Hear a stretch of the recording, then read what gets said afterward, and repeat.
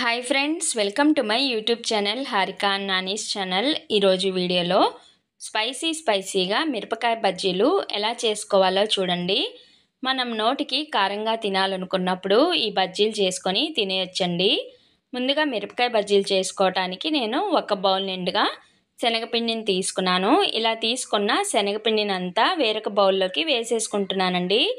ఇందులోకి రుచికి సరిపడా సాల్ట్ని వేసుకోవాలి, చిటికెడు సోడా ఉప్పును కూడా వేసుకోవాలి, కొంచెం పసుపును కూడా వేసుకోవాలి. పసుపు వేయటం వల్ల బజ్జీల కలర్ చాలా బాగుంటుంది. అలాగే బజ్జీలు క్రిస్పీగా ఉండటానికి 2 స్పూన్స్ బియ్యం పిండిని, కొంచెం వామును కూడా చేత్తో నలిపి ఇలా వేసుకోవాలి.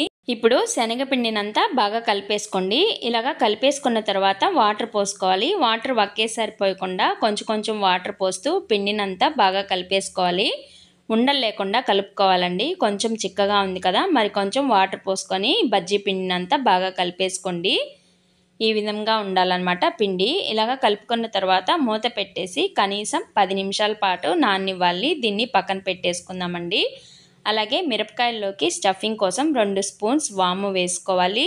1/2 స్పూన్ వరకు ధనియాల పౌడర్ని వేసుకోవాలి. కొంచెం సాల్ట్ కూడా వేసుకొని ఈ పొడిని బాగా కలుపుకోవాలి.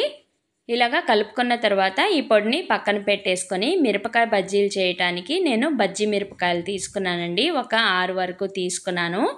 ఇప్పుడు ఈ మిరపకాయలకి ఘాటు పెట్టుకోవాలన్నమాట. మిరపకాయ మధ్యలో కత్తితో ఈ విధంగా ఘాటు పెట్టుకోవాలి. ఇప్పుడు వీటిల్లో ఉండే మిరప విత్తనాలు వద్దు అనుకుంటే తీసేసుకోవచ్చండి. నేనైతే కొంచెంగా తీసాను. ఇలా మనం తీసుకున్న మిరపకాయలన్నిటినీ చాకుతో ఘాటు పెట్టుకున్న తర్వాత మనం ముందుగా వాము ధనియాల పౌడర్ని కలిపి పెట్టుకున్నాం కదా, ఆ పౌడర్ని అంతా మనం తీసుకున్న మిరపకాయలన్నిటిలో చేత్తో ఇలా పూసేసుకోవాలండి. ఇప్పుడు మిరపకాయలన్నీ రెడీ అయిపోయాయి. మిరపకాయ బజ్జీలు చేసుకోవటానికి మనం ముందుగా బజ్జీ పిండిని కలిపి పెట్టుకున్నాం కదా, ఒకసారి ఈ పిండిని అంతా కలిపేసుకుందామండి. ఇప్పుడు ఈ బజ్జీ పిండిని వేరొక గ్లాసులోకి పోసేసుకుందాం. ఇలా గ్లాసులోకి పోసుకోవటం వల్ల మనం తీసుకున్న మిరపకాయలన్నీ బజ్జీ పిండిలో ముంచడానికి వీలుగా ఉంటుందండి. ఇప్పుడు మిరపకాయ బజ్జీలు చేసుకోవటానికి స్టవ్ ఆన్ చేసి డీప్ ఫ్రైకి సరిపడా ఆయిల్ పోసుకున్న తర్వాత ఆయిల్ బాగా హీట్ ఎక్కిన తర్వాత మనం తీసుకున్న మిరపకాయలన్నిటినీ బజ్జీ పిండిలో ముంచుకొని నెమ్మదిగా బండట్లోకి వేసేసుకోవాలి. వెంటనే కదపకుండా ఒక 3-4 నిమిషాల తర్వాత జాలి గెంటితో నెమ్మదిగా వేరొక వైపుకు తిప్పేసుకొని ఇటువైపును కూడా బాగా ఎర్రగా కాలనివ్వాలండి. మంచి గోల్డెన్ కలర్లోకి వచ్చిన తర్వాత జాలి గెంట్లోకి తీసేసుకోవడమే అండి. అంతే అండి. స్పైసీగా వేడిగా ఉండే మిరపకాయ బజ్జీలు రెడీ అయిపోయాయి. చూస్తేనే నోరూరుతోంది కదా. మీరు కూడా ఇలా ఒకసారి ట్రై చేసి చూడండి, చాలా బాగున్నాయండి. అలాగే మిగతా మిరపకాయలన్నిటినీ బజ్జీ పిండిలో ముంచుకొని నెమ్మదిగా బాండట్లోకి వేసేసుకోవాలి. మనం మిరపకాయ బజ్జీలు వేసేటప్పుడు మంటని లో ఫ్లేమ్లోనే పెట్టుకోవాలి.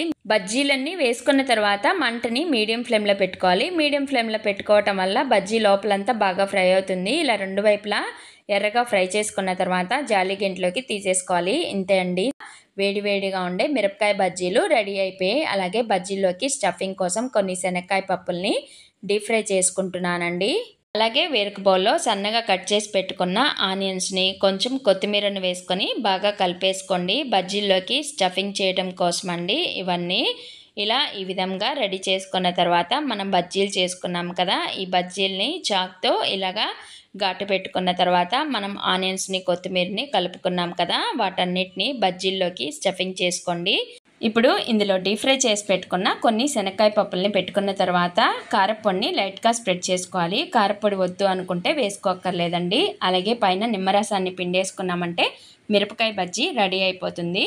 అలాగే ఇంకో బజ్జీని కూడా చేసి చూపిస్తానండి. మనం తీసుకున్న మిరపకాయ బజ్జీని ఇలా చాకుతో ఘాటు పెట్టుకున్న తర్వాత ముందుగా కలిపి పెట్టుకున్న ఆనియన్స్ని కొత్తిమీరని బజ్జీలోకి పెట్టుకోవాలి. కొన్ని శనక్కాయ పప్పుల్ని కూడా పెట్టుకొని కారపొడిని లైట్గా స్ప్రెడ్ చేసుకోవాలి. పైన కొంచెం నిమ్మరసం పిండేసుకున్నామంటే స్పైసీగా ఉండే మిరపకాయ బజ్జీలు రెడీ అయిపోతాయి. నోటికి కారంగా తినాలనిపించినప్పుడు ఈ విధంగా మిరపకాయ బజ్జీలు చేసుకొని తినేయొచ్చండి. చాలా బాగుంటాయి. మీరు కూడా ఇలా ఒకసారి ట్రై చేసి చూడండి. అలాగే ఈ వీడియో కనుక మీకు నచ్చినట్లయితే లైక్ చేయండి, షేర్ చేయండి, సబ్స్క్రైబ్ చేయండి, సపోర్ట్ చేయండి, అలాగే కామెంట్ కూడా చేయండి. Thank you for watching friends.